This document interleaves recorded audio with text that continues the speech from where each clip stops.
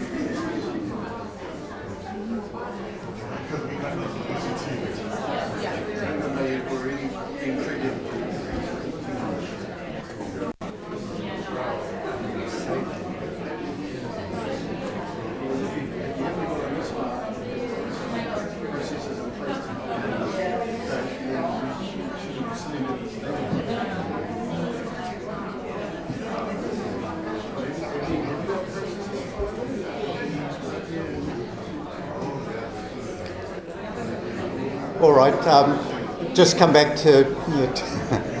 Hello? Just come back to me now. That's good. That's excellent. That is... Hello. That's an example of safety around trauma-informed care, that you would check things out. You just don't take for granted that people have processed trauma in their lives, that it's not affecting them now. And we're going to talk about how trauma can arise in a person's life, whether or not it's largely down to hereditary, or whether or not it's social, or whether or not it's an event that simply happens in your psychological response to it. But I put up there trauma and what TIP, treatment-informed practice guide in SAMHSA says: trauma experiences that overwhelm an individual's capacity to cope. So often, I mean, if you can imagine, if you can't cope with something, what do? Does the brain close down? It's like a supercomputer sometimes, and I think it's easy to imagine that when it gets overwhelmed, it doesn't just start sparking off sideways. Often people will numb right down. Other times they'll try and get away from the situation. Other times they'll get angry and try and attack whatever is they feel traumatized by. But in many cases it's stuck in part of the brain that hasn't got around to processing it, and so it stays there as though it's an event. And this happens around post-traumatic stress in particular. It stays there unprocessed, and it gets repeated with the emotions attached to it on a regular basis. And so we can carry trauma with us from when we're very young, and because we spend much of our time, we don't like confronting our trauma. Most of the time we try to avoid it, and as we become more sensitized to avoiding it, it actually builds in power within our brain. So I've put down there that experiences that overwhelm an individual's capacity to cope, reactions to trauma vary from person to person. That means to say, if there was one event and you had several people there, not all of them are going to be traumatized by it. There are some people that will handle the trauma much better. So what's the sort of thing, what helps you handle trauma? If you don't talk about it, is that a better way? Yes, catechies. Anything else? Talking about it at the time, yeah, instead of not talking about it. And surprisingly, you look at the research a few years ago around the earthquakes in Christchurch. There was a lot of information coming out of that stage indicating that around post-traumatic stress, it wasn't good to leap in straight away and re-traumatise the person by talking about it. And yet, if you looked at the information or the research around young people, it said get in there quickly and talk about it. So again, there seem to be a lot of mixed messages that come out around trauma. So not all trauma causes post-traumatic stress. It can cause us ongoing uncomfortable situations. It might be a whole lot of small issues, not in themselves enough to cause post-traumatic stress, but together they cause us enough problems to make us more vulnerable in our later lives. So reactions to trauma vary from person to person. It'll change depending on what support they've got as well. From minor disruptions in a person's life, so they might be affected, they might get over it after a period of time, to debilitating responses whereby they're totally traumatized and as a result they can't cope with life well. And we've got down there that, which is SAMHSA, which is again the ones that drive the TIP guide. Trauma results from an event or a series of events, so it doesn't have to be just one event, it can be a series of events or a set of circumstances, an environment that you happen to be in that is experienced by the individual. So you can be an observer, it doesn't have to happen to you, as a physically or emotionally harmful or threatening. So you can feel threatened by something and it doesn't have to actually be carried through. The threat can be enough. And it has lasting adverse effects on your functioning, and it can be on your physical function. You can close down, you can numb out. It can be socially, you may find it difficult to go and talk with other people. Emotionally, you may find that it doesn't take much to have an overwhelming fear or anxiety or anger coming into your life. Or spiritual well-being. You may feel as though the world, you want to close yourself off from the world. It is too difficult to live within that, and you'd rather go and just stay in your own home. And we've put down here trauma examples, and many of these will develop into post-traumatic stress, but you've got sort of three categories. You've got the ones that are caused naturally, like the earthquakes at Christchurch, hurricanes. We're seeing those fires over in Australia at the moment. Do you think those are going to be traumatised? You see those interviews with a lot of Australians, and they're talking. I saw one where this woman was just holding on to her daughter, looking at the flames behind her, and you'd have to go and think, your world has changed. The risk, there are far more fires than they've had before. The trees there actually explode, believe it or not. Eucalyptus trees full of eucalyptus oil, they just explode when they've got a lot of heat on them. It'd be scary, and the fires actually travel faster often than some of the cars can travel.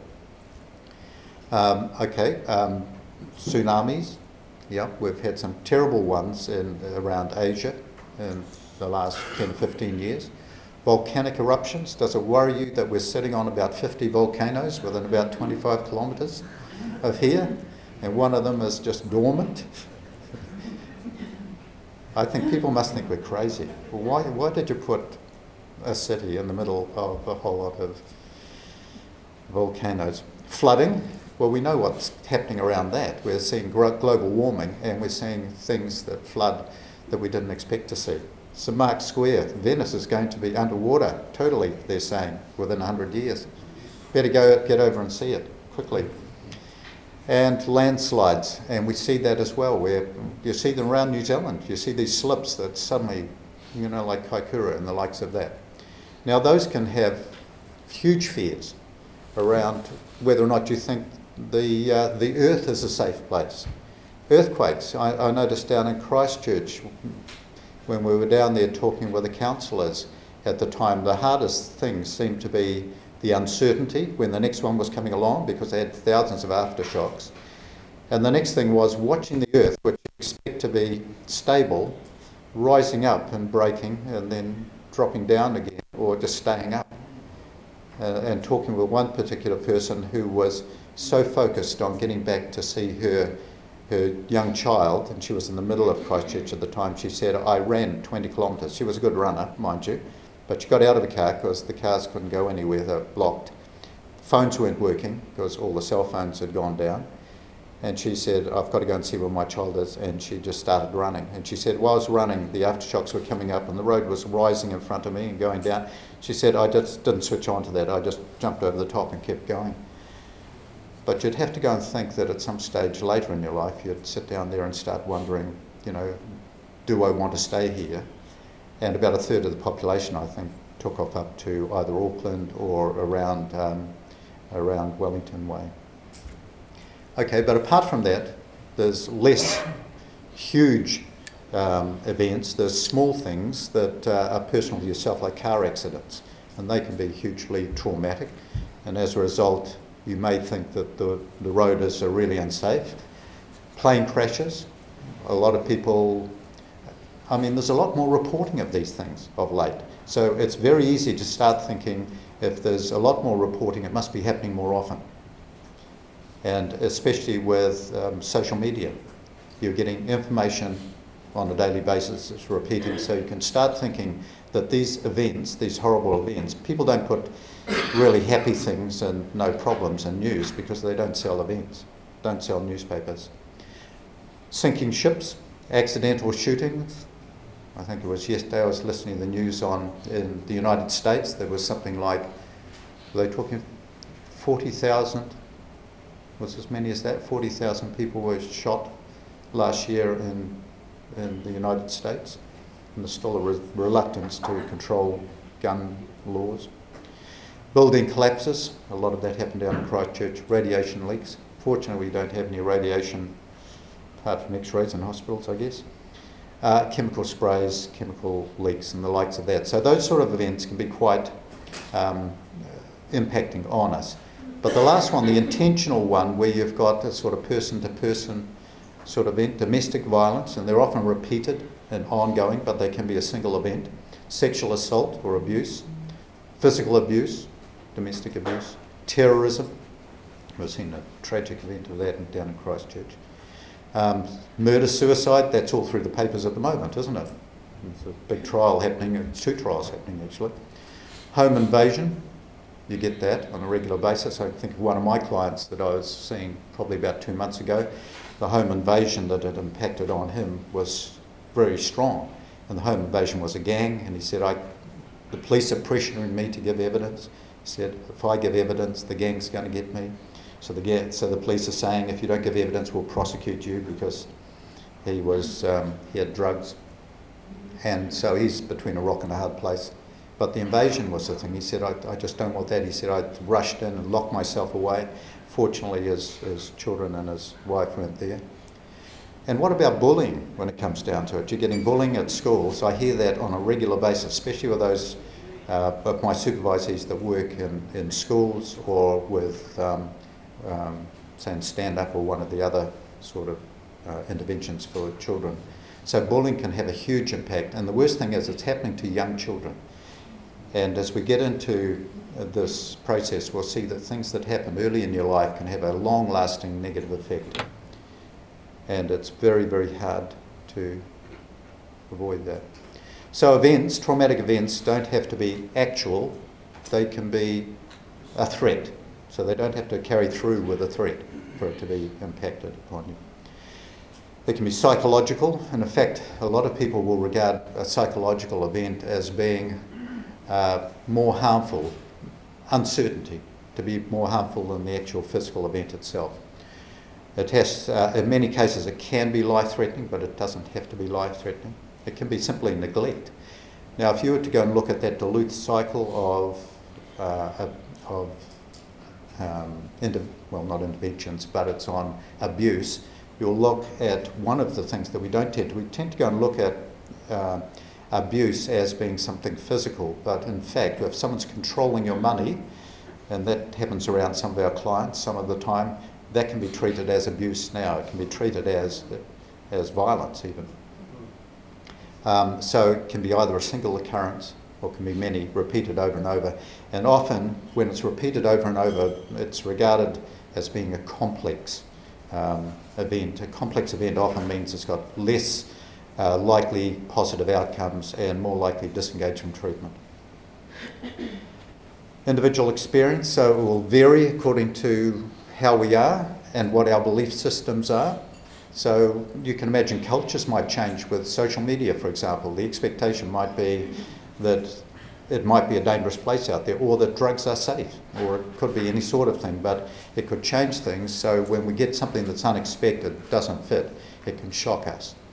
It can change depending on our personality. It can change on our attitude. So in many ways, what we're saying is that you don't have to be born with this likelihood that you're going to handle stress less well than other people.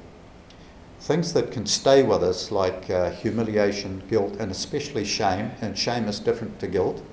Shame is something that I think I put reviewed a paper and I put it out about a year ago showing that shame, especially around gambling, is something we should really interview our clients about, because we carry the shame on as something that's to do with us, and it doesn't have to be around an event. It can be the way we feel about ourselves and how we present to others. We can feel betrayed, and we can feel as though we have to keep quiet about certain things and isolate ourselves. We can, especially if we're young, we can feel as though we're not going to be believed.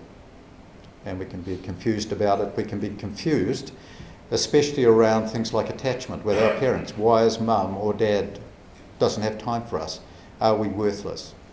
And if I complain too much or I have a hissy fit, then I get attention. So that's the way I get attention.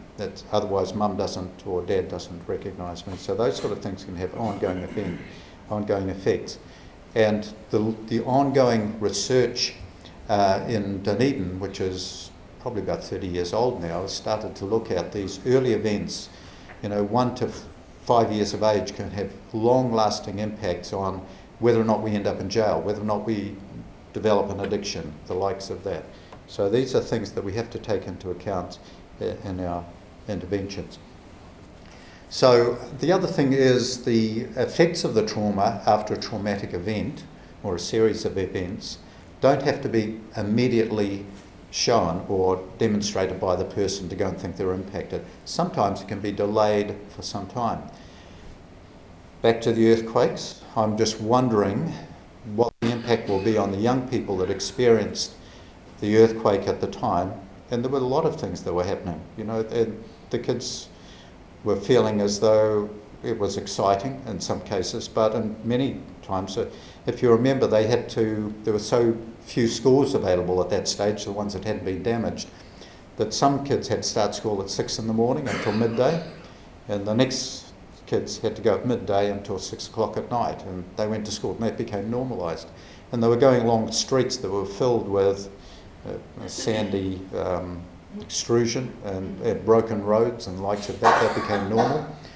I was talking with some counsellors who said, oh no, we've come off fairly well, but my daughter's room, the wall has gone completely and we've just got a sheet of plastic hanging down there and that's her home. Sort of thing, we can't change that, but other people have got it worse.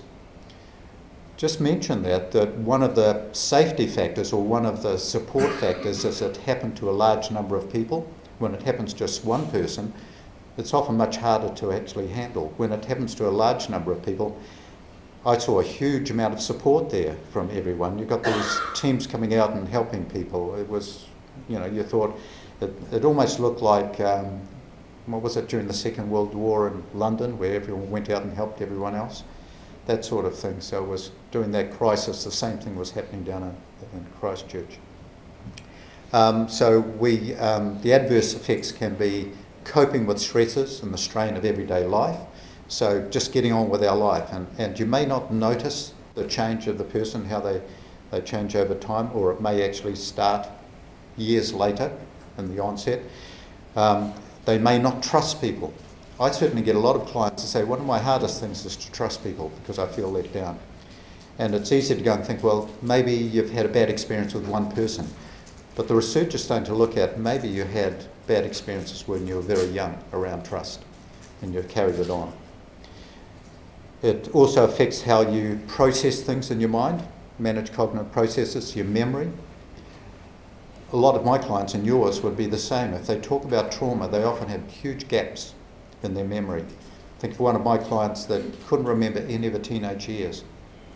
And I think I brought this up with post-traumatic stress, anyone that's been to my training, that she had an ex-boyfriend contact her from overseas, and this is 30 years later, mind you, and she didn't know who it was, but they'd been going together for about 5 or 6 months. They were quite a steady item, and it was her family and her siblings that went and said, we know, I'll tell you all about him. And this was news to her. They explained it to her, but she just blanked it out of her mind because of trauma that had happened to her 10 years before that, and she carried non-stop. And as a result, she was doing very risky behaviour and using a lot of alcohol and drugs at that stage too. It may regulate our behaviour and control our expression of emotions. So you get people that close down and seem to have very little affect, and other people that will be over-emotional and blow up. And you're thinking, why? What did I say? Sort of thing in the counselling. There is also historical issues, and it can affect our identity and how we relate and how we heal ourselves from trauma. I've put here for Māori, and I'm not going to be one that can explain this anymore, but I've just put it up there to go and say that over time it can affect generations. It can happen with Pacifica as well. So we just put it up there as being something that we shouldn't.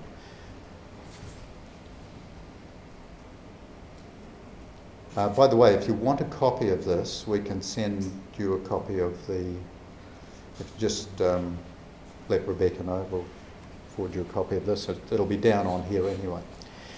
So interpersonal trauma, and we saw the 3 categories there. I'd like to go and say that interpersonal trauma, I'd like to say, no, I don't want to like to say, but say interpersonal trauma is the more difficult one to deal with when it comes down to it. And interpersonal trauma can be domestic violence. People often get isolated by controlling perpetrators. They don't have to be actual beatings and the likes. They can be simply threats.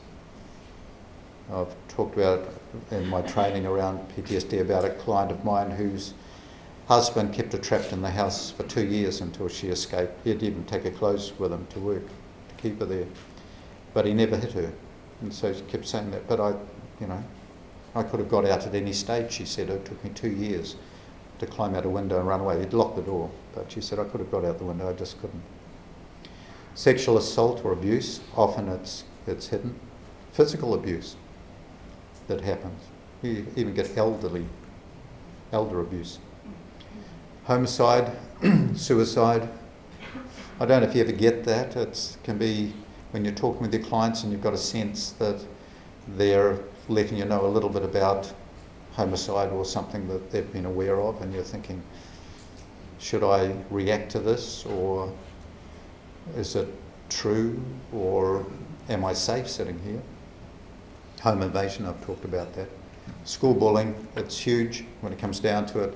And sometimes it's really hard. One of my supervisees yesterday was saying that she had, with one of her children, one of her clients, and she's 11 years old, and she had lots of cuts up her arm, and she was using a pin to push it into a palm of her hand, just to go and tolerate stress from this bullying of a boy in a class. And she had gone to the teacher, and the teacher said, oh, well, no, we'll have a word with him, sort of thing. And so my client went in there, had to take her along to the dean, and then that didn't seem to happen, went along to the deputy principal, and that seemed to happen, but often they were saying, oh, this boy is just fond of you and he doesn't know how to express that. But dealing with bullying in schools has a huge impact, lasting impact, and it increases the risk not just of self-harm, but of suicidal thoughts. Ongoing violence in front of the children. So if they're in a violent, parents are fighting all the time, that can be huge. People can hide away. And I'd see that comes up so often, and the clients I see that are often bailed to treatment programs, and they'll talk about, when I go back in the past, they'll talk about hearing their parents fight and beat them up, and how much they hated their dad coming home because they knew that he was going to beat up mum. Some of them, and he'd be quite selective. I can think of one, he was selective in who he beat up amongst the kids, and some of the kids would never get beaten up, but I think it's the ones that didn't get beat up were the ones that were impacted the most, according to my client. So we come down to adverse childhood experiences. So these don't have to be traumatic, but these can be ongoing small events that have lasting impact, and there's been research on this. An event or trauma that occurs within a developmental stage, and we go through stages where there's a lot of research into different stages that we develop trust, we develop connections with people, we start identifying who we are, we start separating from our parents, and we become a fully fledged adult. But there are some things that delay that or stop that happening. So later development or adjustment or physical, mental health, life-threatening illness can be it. So it doesn't have to be interpersonal, but interpersonal ones can be terribly impacting. So an ACE, if you hear an ACE, that's adverse childhood experience. And this is often children affected by physical, sexual, emotional abuse, and we've got down here a whole lot. But parents that have an addiction, we've got AOD there, but of course parents, what are your thoughts? Do you think that parents that one has a gambling addiction will have as much trauma or more trauma, can have much or more trauma than one with alcohol or drugs? Do you think? When you look at it, I can't see why it wouldn't. I mean, in one sense, you can think, all right, Dad comes home drunk, at least he's going to be sober part of the time, and I'll know how to deal with him. I just have to be careful while he's drunk. But if you can't tell whether or not Dad spent all the money, or whether or not you're going to have to move again, or whether or not he's angry, and we know that some of the research says that about 50%, same around alcohol and drugs, 50% of families affected by gambling will have violence associated with it. You'll get violence because of lack of money, because of blame, because of the urge to get more money, pushing someone to go and borrow money from someone else. So all of those things can have an impact. family member in jail, mentally ill or suicidal. I just mentioned jail.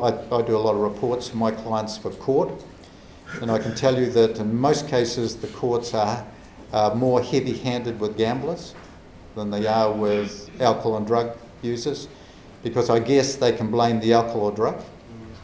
But with gamblers, they say, well, why are you doing that behaviour? You obviously choose to do it. You can't explain it away on the basis that the drug took over. You obviously made a decision, and there's often a lot of planning associated with it, so they assume that you plan it in full knowledge that what the impact is going to be. But if you listen to the clients, and I'm sure you do, that over time they will say that they change their way that they deal with the money that isn't theirs. They've spent all of their own money first. I mean, you will get some clients that have antisocial personality disorder or spend all someone else's money first. But in most cases, they spend all of their own money first, and then they so-called borrow money, and then they believe that they're going to pay it back, and then it becomes unable to be paid back, and they're waiting to be caught. And it goes on year after year until it falls out, and then they'll talk about the relief after all that. So family member in jail, so in many cases there will be a family member. The other thing is peers. Often people coming out of jail say, I want to do something to help other people, but within a relatively short period of time they realise that if they disclose they're a problem gambler, they won't get a job anywhere, certainly not any job that requires trust. People are much more likely to hire a person that has an alcohol or drug problem than a recovering gambler. They often don't think that they're going to be trustworthy and that they'll never recover from their gambling urge because they can't understand it. They can't understand why a person would keep doing it. So it's easy to then start saying, well, it must be because of who this person is. They do it deliberately. Okay, so some of the other things, mentally ill or suicidal, having that within the family can be hugely stressful for children. Spousal abuse, talked about that. Separation and divorce.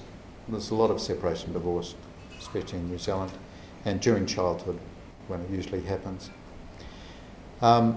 Negatively affect the well-being into adulthood, so they don't just stay with a child, they don't get processed and then they're left behind. You know, you do hear some people say, I had a terrible childhood, but I got through it and I've done well. A lot of people don't get through it, and they don't really understand why they can't get through it as well. But people with ACEs, with a number of ACEs, will increase, they'll have increased vulnerability, they're more likely to have physical, mental and substance use disorders, physical behavioural disorders, and enhance the risk for repeated trauma exposure across the lifespan. In other words, they put themselves in situations where they're more likely to be damaged. You'll notice a lot of our clients, for example, that borrow money from dubious places and they can't pay it back and they get threatened, and so they can easily get trauma as a result of that, same as alcohol and drugs can expose you to trauma. And about 50% of our clients will use almost like a secondary basis, will see their primary problem as gambling, but will abuse alcohol as a way to escape negative thoughts, ruminating thoughts around gambling. So child abuse is associated, so often the abuse of the child and the likelihood of the ACEs will increase if a parent has depression, if they have suicidal thoughts, if the parent has post-traumatic stress or dissociative symptoms, and we'll talk a little bit about what that is. So the research indicates there's strong evidence to say that what happens as you become older is that if you've had something that could be either a major event or a whole lot of individual events, which we'll call ACEs, for want of another name, that can increase substantially your chance of developing not just an alcohol or drug problem, but a gambling problem as well. I'm going to give you a little bit of evidence to show that. Here's a general study, not around gambling, but a general big study that began in 1995 through to 1997. You can see there's 17,421 participants, so it's not a small study by any means. And it's one that's carried a lot of weight over the years. They said that it wasn't just the fact that you'd had an ACE, but how many ACEs that added up. If they started adding up in a reasonable number, once you got to 3 or 4, your life was starting to be programmed for you. You can see there the higher risk of chronic disease, mental illness, violence, victim of violence, other adverse consequences through your lifespan. So again, it's the way you perceive things, the way you're handling events that have happened in the past, the way you see yourself when it comes down to it. So in this study, they found that 2/3 of the people had at least one adverse childhood experience.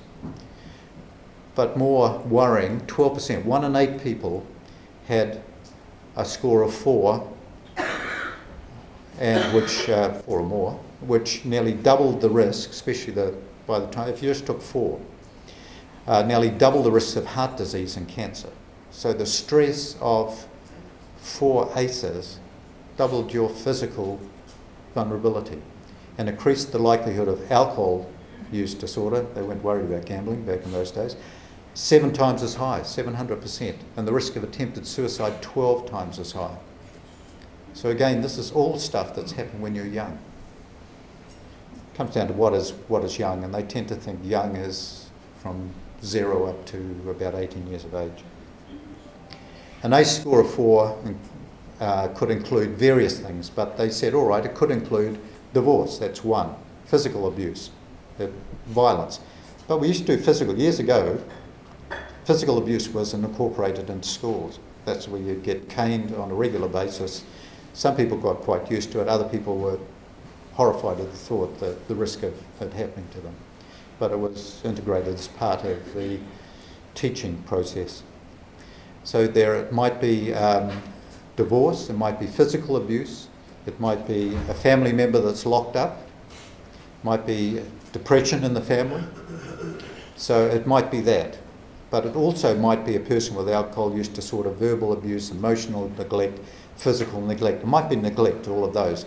But it didn't matter which of these ACEs they were. If they numbered up to 4, the risk was there. So again, we tend to lock away, when we're young, we tend to lock away these events. So if they're not processed well, then it keeps on affecting us through life. And what I'll get into is that maybe in our treatment, we have to go back there rather than just treat the reason the person's presenting.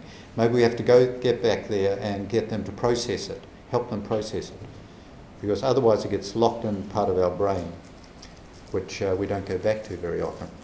Here's a more recent study by Poole. 10 types of childhood, what they call adversity, and relationships to gambling when they grew up in adulthood were looked at. And they looked at also whether or not there was emotional dysregulation. That means, say, unable to control your emotion.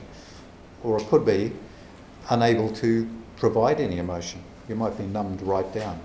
And here there was 414. So again, a sizable number of people in the community. So these weren't selected ones that came up for treatment, because a lot of the research we do around gambling is people that come up for treatment. That might be quite a skewed sample, do you think?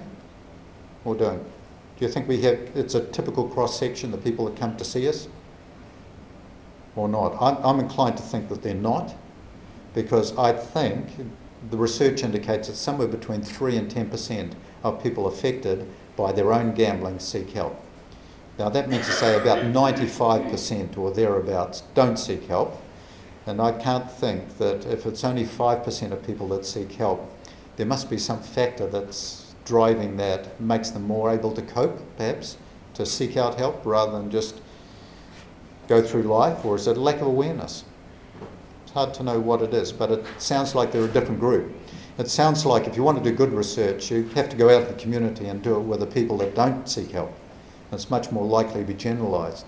So here they went out and they got people that were community gamblers that hadn't come up for treatment, and they completed a self-report on ACEs and the emotional dysregulation and the severity of their gambling. Self-report often is completing a screen like the PGSI. And this time they said 3 or more different types of ACEs were more than 3 times as likely to be associated with problem gambling. So 3 ACEs, much higher, 3 times as likely to end up with gambling problems.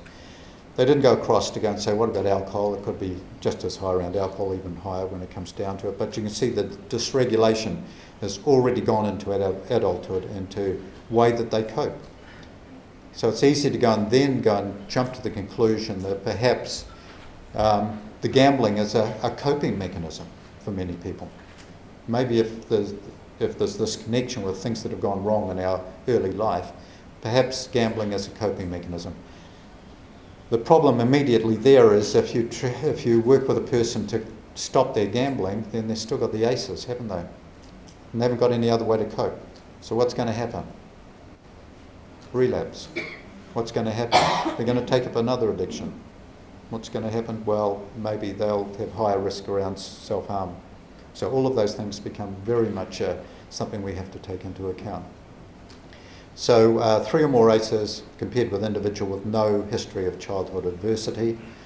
And they said that it seemed to go along, that emotional dysregulation seemed to be something that was highlighted amongst people with ACEs. In other words, they found it really hard to deal with their emotions.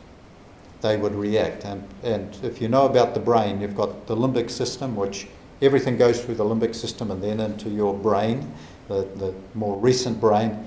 It means that, and somebody gets trapped in that limbic system, that's where post-traumatic stress gets trapped, and maybe a lot of these ACEs get trapped there as well. And if they're not being able to handle it, then that's, the limbic system is our emotional centre. So we react to whatever the stress is emotionally rather than logically. We don't want to be totally logical, we want to have emotion as well, but we don't have a lot of logic in there, we don't actually assess it, we just impulsively react. And that might be the reason why for years they used to put gambling as an impulse disorder. So year after year, that's the way that health professionals looked at gambling, as an impulse disorder. In other words, if you can get people to handle their impulses, then their gambling will go away. It doesn't work that way. So the results of this research, and it's only a year and a half ago, said that treatment initiatives, that's us, may do well to address both ACEs, adverse childhood experiences, and emotional dysregulation in the treatment of problem gambling. So we have to be comfortable that we can deal with emotional dysregulation, which sounds like a big ask, and also deal with events that they may only have part of, or they may think they're processed already, but often when they talk through it, that's when they're starting to process it. As they talk more about it in the here and now, because when they think about it, it's trapped in their limbic system under back then. And in fact, they're emotionally feeling the emotion back then, and they're seeing it in their mind back then as well. And because they don't want to look at it, it stays in that unprocessed way. Here's another one by David Hodgins, who a lot of you will know when he was over here. This is a community sample again. See how they're not actually going through with our clients that come in to see us. They obviously think that they're a group of people with more competencies perhaps. A community sample of over 1,372 men and women reported greater childhood maltreatment, let's call that ACEs perhaps, than individuals without gambling problems. And childhood maltreatment predicted severity of gambling. So if you had more problems in your early life, you would have more extreme gambling problems. And it would also logically work with how often you gambled and whether or not you had breaks between them. And they managed to go and say, all right, you might go and say, well, it depends on who you hang around with, maybe whether or not you drink alcohol and whether or not you lose logic. And so they managed to take those sort of factors out statistically. And they said when your other individual and social factors were controlled for or taken out, including alcohol and drug use, including current financial family environment, current psychological distress, and antisocial personality, the treatment, the maltreatment that happened when you were young increased the predictability. So it wasn't what was happening now, it was happening back then as more factor. It's not to go and say that what's happening at the moment isn't impacting on it, it's just that it may well be that the things that happened earlier are more problematic, and maybe the emotional regulation is a big part of the treatment that we should be working on as well. Perhaps people try to cope with their emotional dysregulation, and we know that. Many of our clients, if you look up DSM, it'll say, found a lot amongst personality disorders, particularly borderline personality disorder, which is emotional dysregulation hugely. And maybe with those particular clients, you're trying to escape that. It's a really unpleasant thing to have your emotion going out of control, because your emotion goes up there and stays up there much, much longer. So maybe in our therapy we have to go and learn ways to bring that back down. And there are therapies. In fact, DBT and ACT, dialectical behavioural therapy, can help us to control our emotions better. And there are a lot of tools there that we can start including. And I think there is a trend towards, around the world, there's a trend towards not just dealing with the gambling by itself, but starting to deal with the coexisting problems. And the research indicates that our clients have a huge number of coexisting disorders, but here we're saying some of these ACEs are not disorders, they're just a large number of items that have happened that may have contributed to develop a disorder at some stage, but not necessarily so. So recommendations by David and his colleagues was that to prevent, if you can, childhood maltreatment, goes without saying, and increase sensitivity, that's us in treatment and the likes of that, towards trauma issues and gambling treatment for programs for men and women.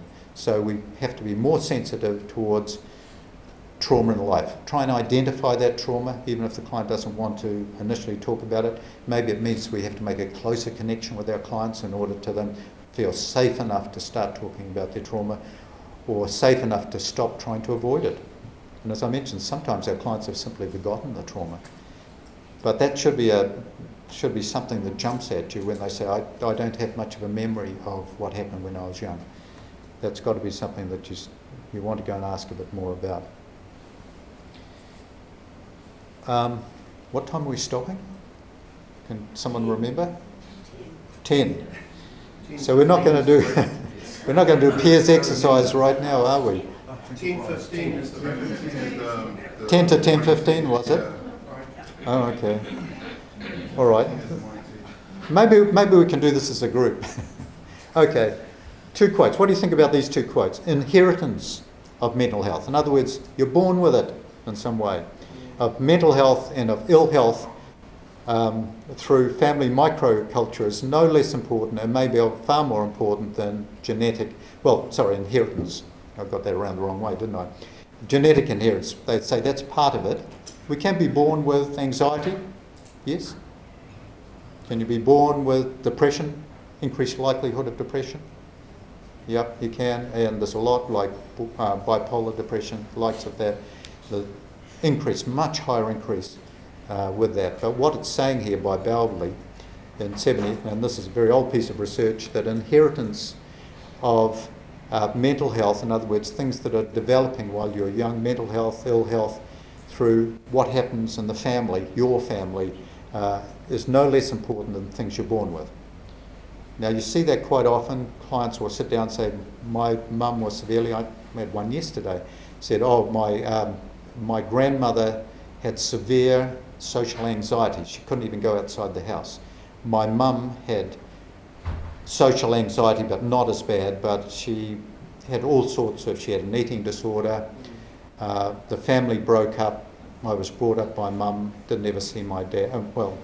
She didn't see her dad because she was a sperm donor's baby. That's why she didn't see it, but she had this gap in her life, who was my dad. And she said, mum can overreact, and as a result, Oranga Tamariki, when she was young, put her in control with the caregivers, which happened to be her grandmother and her mother's sister. So again, there was a lot of living in experience with a person that had huge anxiety, and as a result of that, the client found it really hard to go and deal with things. Addiction is best viewed as an understandable, and this is still Bowlby, addiction is best viewed as an understandable. Do we treat that? Do we get clients coming in and say, look, the fact that you've developed an addiction is really understandable, or do we go and say, look, if you keep doing this, it's going to kill you, or it's going to kill your family? Or do we go and treat it as an attempt to try and cope with something in their lives? So best viewed as an understandable, unconscious, so people don't deliberately do it. Compulsive use of psychoactive materials, well, this is before they knew about problem gambling, but in response to abnormal prior life experiences, most of which are concealed by shame, secrecy, and social taboo. In other words, we use it as a coping mechanism. And if we're using it as a coping mechanism, as I said before, maybe we have to be careful about, first of all, identify what they're trying to cope with and try and deal with that, but also try and give them other tools to deal with that, which might be emotional dysregulation. When we take that into account. So those are skills that we're going to get into. And, all right, I have got more time, so maybe that's good. Okay, so trauma and substance use disorder. So we're saying that there might be a similar pattern driving both of these. It may not be quite a different sort of thing that's happening, especially if it's a coping mechanism. So we know many of our clients have that we're working with gambling, or if we're working with alcohol and drug, coexisting that, then many of them will tell us about trauma they had when they were young. But using a lot of these behaviours will actually cause trauma in themselves. That's no longer racist for many of our clients because they're adults already. But the combination of trauma and the addiction, I've got down alcohol or drug, but will have worse treatment outcomes. That indicates. And that shows also with clients with any coexisting problems. So we've got over 50% of people in treatment have one or more traumas and have traumatic stress or PTSD symptoms. Now that's a really high percentage of our clients if they have post-traumatic stress symptoms. They're going to be hyper alert a lot of the time. They're going to have bad dreams. They're going to find that they have recurring dreams. They're going to be pretty protective in going particular areas. They will have a lot of anger sometimes. There'll be ways that they will be dysfunctional that will perpetuate the symptoms. Because if you keep doing the same symptoms to avoid things, it's very easy to draw the conclusion that by keeping to do those things, then the worst won't happen. It's sort of self-reinforcing. So often we want to get those people off that cycle of thinking that their coping mechanism works. Okay, so some of these are pretty straightforward. Individuals in treatment for severe mental health disorders more likely to have trauma, it goes without saying. And the seriousness of symptoms. Individuals with serious mental health illness and trauma often have PTSD. We did some research, I'll just say on the side, we did some research about 15 years ago, a long time now, with CADS clients, and we found that the CADS clients, that there were about 25% of them, had a gambling problem. So 3/4 didn't, but a good quarter did. And the one thing we found about these clients that were there for, that presented only for alcohol and drugs, not for gambling, and they happened to be screened for us, and there was 700 and something clients we screened, so we did a fair number. We found that their level of alcohol and drug problems and use was right at the highest level, but so was their gambling. The two things seem to spring off each other. They're the ones that would give you a full, it was prior to the PGSI, but they often did a full, between 80 and 90% of the screen they would tick as positive. So they were right up there in the most extreme. And it seemed like people that develop other coping mechanisms, so-called coping mechanisms that are dysfunctional as well, don't work, and they trigger off the gambling to become worse again. So it's another reason why we should be identifying coexisting problems. So how do we react and cope with trauma? Well, we often have our emotional regulations. Things trigger us off and we lose our temper really quickly. We find that we're walking around yelling at people all the time, or we're thinking the worst about things constantly. And when we're thinking the worst, even if we're bottling up the feeling, it's causing us to feel really stressed a lot of the time, or very afraid. So we might be constantly afraid of something happening, trying to control it. And I saw a client yesterday, he used to have a meth problem rather than a gambling problem, but his anxiety was huge. Now he had stopped using methamphetamine 2.5 years ago, and he was a mental wreck at this stage. He was taking a lot of benzodiazepines, huge numbers he was prescribed. You're supposed to get them in short term, but he's been taking them for years. So there's probably a bounce back happening there. But for him, he got to the point where his anxiety was so high, he was trying to end his life. So 2 weeks ago, he had taken, this is how many benzos he's had. I don't know about doctors prescribing benzos in quantity, but he had 350 benzos in a bottle. And he said, I took about 320 of them. Now you'd think if you took 320 benzos that would kill you, and it surely would in normal cases. And he also had 75 quetiapine, which he took, which should be enough to go and kill you as well.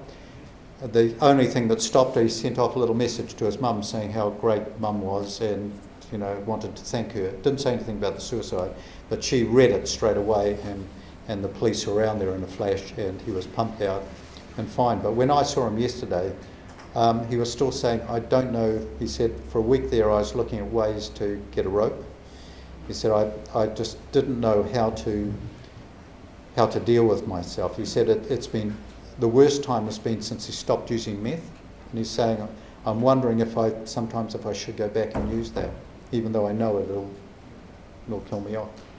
So we've got him going to CADS now, and he'll go on a regime where he's going to come off the benzos, and he's going to start on new meds that will calm him down and work, because those meds aren't working at all, apart from that. But also working with his anxiety, and I went back through his early life, and there was a lot of bullying at school. That was the main thing. But he said, my family was fantastic, and he has got family support. I can only see that sort of the one thing that stood out was the bullying at school. When he was young, that isolated him, and that probably had other events as a result of his isolating and not being comfortable around other people when he was young. But he said, I've always been an anxious person. But he didn't develop his addiction until he was in his 30s, or just about in his 30s. So it's a very late stage to develop his addiction. But he had worked out other ways to try and cope. He thought he was coping. Difficulty with emotional regulation, traumatic stress like hyperarousal, constantly looking around for things, or numbing out. Now that's a lot of our clients will numb out. They won't be just around overreacting, trying to avoid things, or getting angry. They'll actually just close right down, and there won't be much response coming from them. And people, that's part of a limbic system reaction, a fight-flight center reaction, which is not just fight or flight, it's numbingness in the middle, and that's where most people will go. Most people will just close down, and it's the brain sort of trying to stop taking in triggers so it can slow right down, and that's what happens around. If it goes on long enough, it'll become depression as well. Self-medication, well, it can be behaviours as well, because we know that people that do gambling lose time, don't they? Hugely. Well, that's dissociation when it comes down to it. They can actually switch off reality around them and just focus on down a tunnel at the gambling machine or something like that. Somatization, so people can start feeling physical things happening when in fact they're due to mental health and stress, and perhaps to the trauma. Triggers and flashbacks, so re-experiencing the trauma because it hasn't been processed, it's still in their limbic system. So when they see a trigger, they actually experience the same emotions as when it happened. Now that's really getting their post-traumatic stress, and that won't happen with every ACE, as I said. Dissociation, and that can be depersonalization, derealization. Depersonalization is people that can step back and seem to be able to look down on themselves or look at themselves, and it's a safety sort of thing. Or it might be derealization, where they feel that not in a real world, it feels quite artificial that they're in. And again, it's another powerful way that the brain can protect you against reality and more of these stressors coming in. And behavioural responses like avoidance. All right, if I stay inside, and I've mentioned before, I had one client that I saw her that she hadn't come out of her home for 10 years. Self-harm and suicide, when it comes down to that way as coping. So you'll get a lot of client. I can think of one client. He said, I don't know why I cut, but we talked about it, and it was really so he would rather have something to control like physical pain rather than emotional pain. And he said, when I cut, he said, I get focused on the blood and how red it is. And he said, I just lose myself into looking at the blood. And what he's doing is he's controlling his emotions. He's distracting himself to the point where he's no longer feeling all those negative thoughts. So in summary, this is not the end, I'd like to tell you. We've still got a lot more. We'll get another few minutes. But the majority of adults and children in psychiatric settings have trauma settings. That goes with the trauma histories. Goes without saying. In other words, it's not a hereditary thing that's happening, probably, in many cases, not all of them. A sizable percentage of people with substance use gambling have traumatic stress symptoms that interfere with, even though they're in the community, to having a gambling-free or an alcohol or drug-free life. They can't cope without it. It just feels too much. So I've just put up here with a lot of children. There's some research to go and show that trauma histories, prison research around mental health, and the bottom one is we need to presume that clients we serve are likely to have, not just may have, are likely to have. In fact, probably well over 50% of our clients have a likelihood of traumatic stress, and we have to use precautions by creating systems of care. And that's what I'm going to get into in the last half hour. And again, I always seem to come up with these things just as we get near a break. An exercise, we might save that for when you come back, as to how your workplace is set up to address trauma-informed care, to provide trauma-informed care.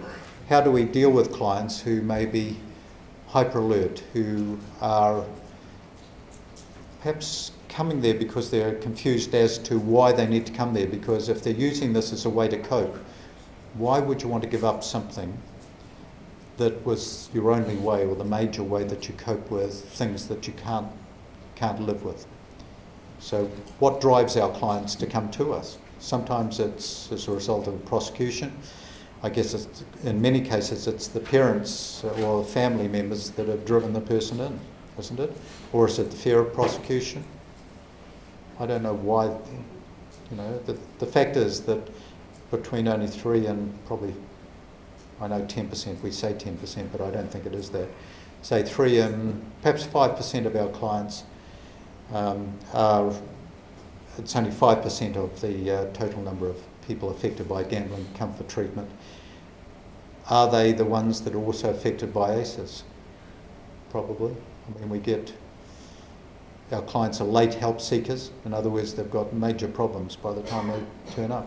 We know that because gambling is often seen as a solution as well as a problem.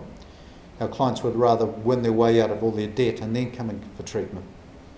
They'd rather do that. So in the meanwhile, if they've got this mixed idea about why they should get treatment, why are they actually turning up?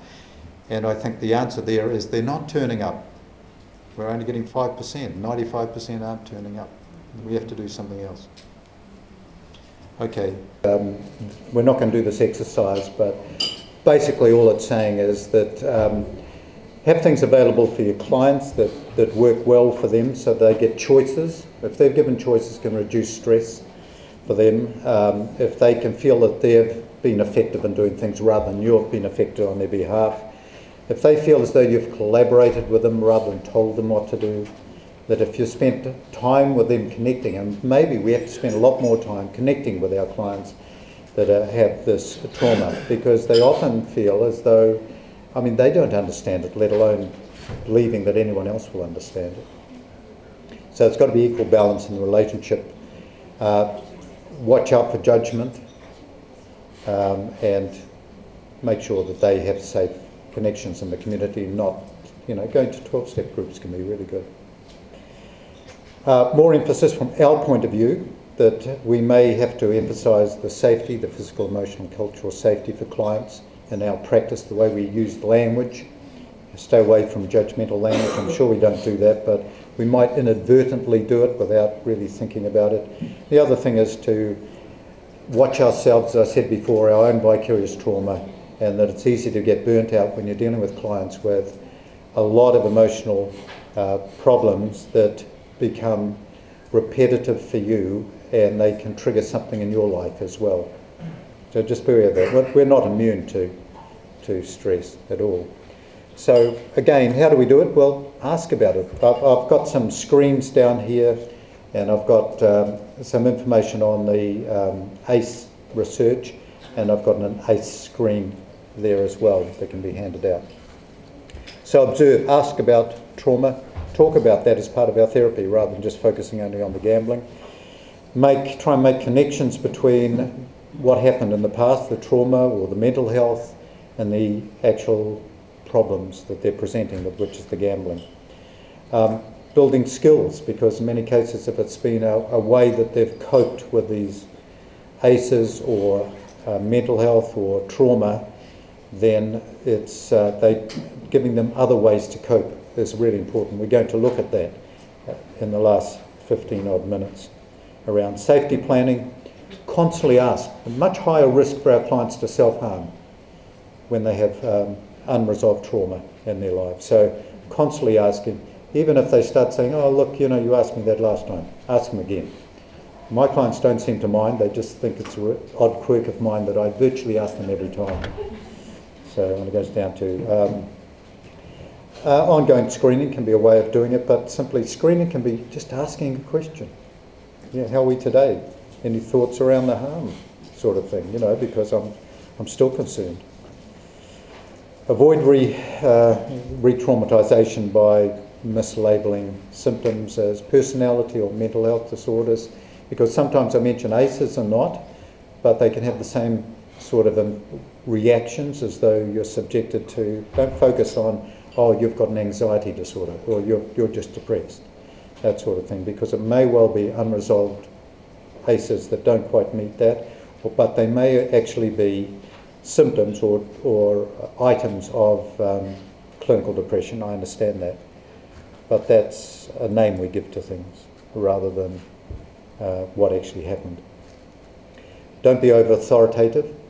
Clients may react accordingly. They may not come back and confront you about your telling them what to do or telling them that something's going to be bad for them. They may have learned to keep their words themselves. So it's easy to be over authoritative, especially when you think clients don't have the insight about the amount of money they're spending. If they say, oh, I win as much as I lose, or it's not hurting other people, the likes of that. Avoid using stigmatising language. If you look back on when we first formed the helpline way back in 1992, the organisation was called the Compulsive Gambling Society. Is that stigmatising? Anyone? No? Yes? But also, gambling in DSM was called pathological gambling. You'll notice that DSM-5 now has come to gambling disorder sort of thing. It's sort of a little bit more neutral when it comes down to it. Even problem gambling has been confusing for people. Is problem gambling everyone's gambling? Problem and non-problem? Or is it something that's subclinical? It's all over. So we've always had problems with calling it something. And often we try and keep away from the word gambling just itself. Sometimes gambling comes out as alcoholism, so it doesn't sound good. Try to prevent secondary trauma, exposure to experiences of others. You might go and say, oh, well, it's not as bad as so-and-so, what they did is so-and-so and so-and-so, and then they try to take their own lives. So you haven't done that yet, because that could be traumatising, because in the back of their mind they might be thinking, that's the next step for me. Be mindful of cultural context and avoid stereotyping. Educate them that all of these things can happen as a way to cope with our lives. So re-experiencing events is part of what happens in our processing or incomplete processing of stressful times in our lives. We all have that. I guarantee that you've got a lot of events you've had sitting in your limbic system you haven't fully processed, but spent a lot of time trying not to think about. But I guarantee the more you try not to think about it, the more it pops up at the worst times. And sometimes they'll pop up just when something triggers them off and you'll try and resist them. But it's often because you haven't sat down and processed them. Can cause sleep problems. People often have recurrent dreams. Physical symptoms. They can develop weight to try and cope. Obsessive compulsive disorder, that sort of thing. Wellness activities, in other words, sometimes a lot of the therapies now are not necessarily around removing those problems, but instead learning to tolerate them. So therapy, meditation, exercise, yoga, sort of things we used to look a bit strangely at, massage, all of those things can be quite soothing and help us to deal with dysfunctional ways which can be very heavy-handed, such as trying to blank out. A lot of our clients with gambling problems, when they're out of money, will drink heavily in order to blank it out. In other words, there's no other coping mechanism. Maybe our therapy is how to get people to cope.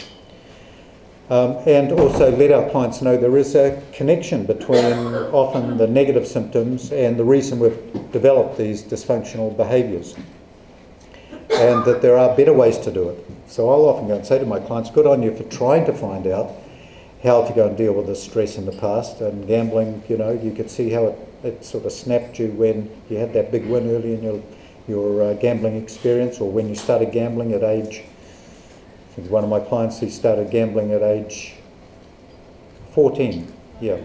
And he said it was quite legal at that stage. He'd go along, his parents would sometimes do a little bit of gambling at the pub, but they would then go off and have a drink and give him $20, and he'd start playing the gambling machines because it was a family bar and he could play.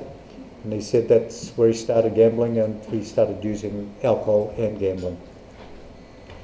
So normalising trauma symptoms as well, to go and say, yep, that would be horrifying at the time, you know, and you know, if you'd been there at this age, you would have responded quite differently, I'm sure. And for them to realise that, you know, that was an appropriate way to feel at the time, but things have moved on. But their brain hasn't processed it to acknowledge it because it hasn't got a clock. It doesn't seem to have a clock in there. And still hope, express support. So we often carry the hope for our clients and say, look, you know, you've got so many strengths that I've seen that I've got really good expectations that you're going to do well. It's not going to be easy, but I think you've got the perseverance. Okay, here's some of the you've seen in a lot of other things. Mindfulness. How many of you use mindfulness in your therapy? Everyone? Hope. Use a lot of mindfulness. It's good. You know, a few years ago, we used to look at mindfulness as being a really strange, touchy-feely sort of stuff. It tell you what, it works really well. And if you Gordon Marlett, when he was here for a gambling, what's called a summer school that he came over for. They used to have one AOD summer school 4-day mini conferences here up until about 7 or 8 years ago. And he came over, they flew him over, and he just talked about gambling. And he said, as far as he's concerned, he did mindfulness and relaxation for about 2 hours every day at least. He said he prioritised that and made a difference for him. So mindfulness, because would you agree that for many of our stresses around depression and anxiety in particular, because those are the biggies, and even recurring thoughts around those ACEs, that if we lock ourselves into that, we're actually dealing with the past most of the time, or fear for the future. We're not actually in the here and now. We're walking around in a bit of a fog a lot of the time, and time passes quite quickly because we're in this fog and we don't realise time has passed. So mindfulness gets you connected with the here and now, which gives you a happier, more relaxed life, and time slows down. Slowing down in a positive way. You actually experience it rather than doing that. So mindfulness is very useful. Acceptance and commitment therapy is important because instead of, like CBT, trying to solve the problem, it gets you to tolerate the problem. So there is a good way to do things as well.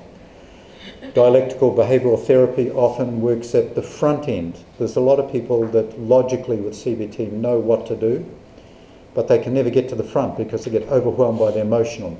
The emotion blocks up the process from going through the limbic system to the prefrontal cortex and thereabouts. So we have to learn ways. So one of the ways that I often talk about, have you heard about diving reflex? Okay, so for a lot of people where they're over-emotional, especially extreme anger, the way that you can actually switch that off is by, you can use a very cold flannel or something, but you could put cold water in a basin and put your face in it for about 30 seconds. If you can hold, it's got to be really cold water, put your face in for 30 seconds, it doesn't matter how angry you are, I can guarantee at the end of the 30 seconds you're calm. So what's actually happened? Well, what's happened is your brain's taken over and said, you're diving, if you start using anger and using up all the limited oxygen you've got left and you've got a flushed face, etc., you're going to have to pull it all in and protect those vital organs that you've got and use as little oxygen as possible, otherwise you're going to drown. But it does it in a calming way, and it's called the parasympathetic nervous system. So it kicks it in. And I said, this is a way you can kick in the parasympathetic nervous system and calm yourself down. And often giving a person a tool to be able to do that, where they've never been able to control their anger in the past. I mean, they're never going to go around with a bowl of cold water. They're never going to do that. But it's a start to get them to have some hope that they can control out of control behaviours.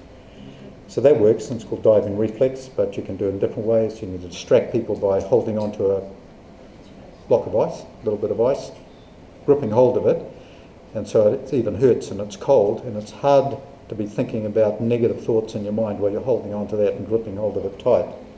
So just different ways that you can distract yourself and tolerate things. Sensory modulation, you can do lots of calming mechanisms. You know, in hospitals they have cats, don't they? That'll come in and sit on your bed and you pat the cat and you calm right down. So there are different ways to calm yourself, but there's also ways like using weighted blankets. If you're quite depressed sometimes, that's that cocoon feeling, you can get those different weighted blankets and it will feel comfortable, it will calm you down. So there's different ways that you can do physical things to calm yourself down. And if you can learn that you can control those, perhaps there's other ways that you can calm yourself. And you can start using, for example, breathing exercises. So how many of you do breathing exercises with your clients? Lots? Do lots of that. Get them to practice again and again, not just when they're stressed, but get them to practice. My clients I think they expect it from me now. We're going to sit down, we're going to try one. You can guarantee they come back, I didn't get much of a chance to do it. All right, we're going to do one now, sort of thing. So after a while they start doing it, and it does make a difference. Crisis prevention, treatment plans. Do you think having plans, especially our clients that have suicidal ideation, do you think it's worthwhile having a plan, or do you think plans, no one ever does plans around suicide? What are your thoughts? Hands up if you think plans work. Sort of about half. Okay, sometimes plans can work, sometimes they can't. The idea is often it's about contacting someone else, but they have to do the contact. Sometimes educating family members to watch out for symptoms, withdrawal, anger, see it as a sign of that. But I'll get my clients to go and write the phone numbers down on the people to contact, because when you're feeling really stressed, you forget the numbers. You forget how to contact. You forget to do even basic things. Mindfulness. It's not mindful, but mindfulness. We won't do this because we have 5 minutes. Yeah. Language. Don't use what's wrong. Rather use what has happened. Don't use the symptoms you've got symptoms of. Better to use you've tried to adapt to what's happening. What about, don't use disorder, and that's good for us to talk about disorders, but how did you respond? What about attention seeking? Okay, so maybe you're histrionic in some way. No, you're trying to connect in the best way you know how. In other words, trying to get away from those numbers. Borderline, oh yeah, you're emotionally dysregulated. You're doing the best given their early experience. Controlling, Well, maybe they're trying to get some power, get heard, etc. Maybe they don't know how they can feel safe without controlling. Manipulative. The difficulty in asking for what they want, so they have to try and control it, and that's the only way, because their belief sometimes is that people will turn them down. Sensory modulation attempts, I've already said, some of them around grounding, getting people just to notice themselves, to relaxation and tensing exercises. Being alert to yourself. Notice when you're walking around and having this sort of ruminating thought that's in your brain. Be alert. Start noticing that. So we might use cognitive restructuring processes just to get people to start being aware of these thoughts, and then to try and do some changes around that. Or if you're using ACT, to imagine that thought, okay, I can see that thought, step back from it. Don't give it any value. Don't go and say, oh, it's horrible, it makes me feel terrible. Just notice that's that terrible thought coming back. I'm going to stick it on that balloon or that cloud going past, and it's gone. That sort of thing. Self-nurturing. Get people to buy themselves a nice block. Get them to listen to some nice music. Those sort of things. Go and have a nice warm shower. Distracting activities. So you can get people to learn to do different things. That I don't want people to totally distract, because that way they're avoiding it. But certainly they can tolerate things. You've heard of EMDR with eye movement, desensitization, where you're getting people with post-traumatic stress disorder starting to explain what actually the trauma was about, and getting them to keep focusing on this, so they're slightly distracted but starting to process the thought. Promoting connectedness to others. If you do DBT, dialectical behavioural therapy, a big part of that is how you communicate with other people, interconnectedness.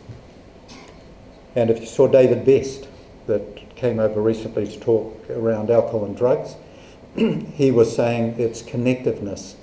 It's not abstinence from the drug or the behaviour.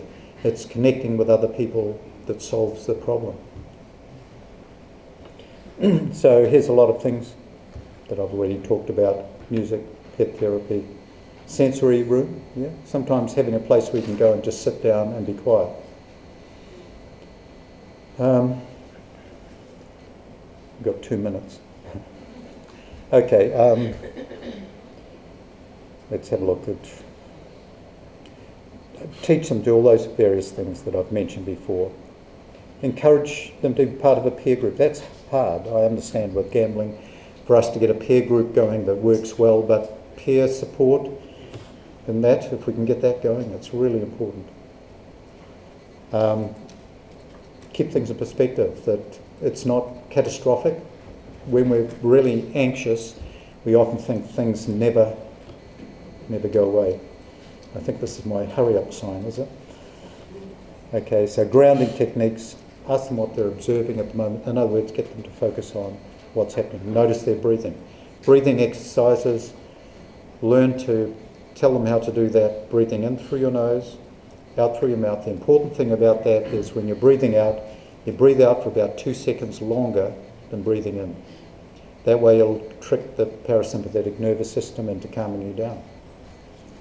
But again, you want to be noticing things like the cold air going into your nose, the warm air coming past the lips, pushing out of the stomach. Imagine you're filling your stomach with air, because you want that deep diaphragm breath, not the shallow breaths that you get with anxiety.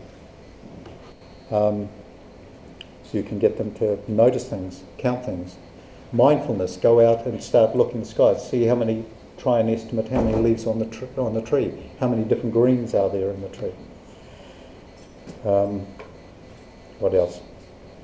Gee, I managed to catch up, which is good, because I suspect I'm exactly on time. Any questions? Have I allowed any questions? No, it's questions. Everyone. Okay, there's lots of references there, and I've got some handouts down here, which I'll just leave.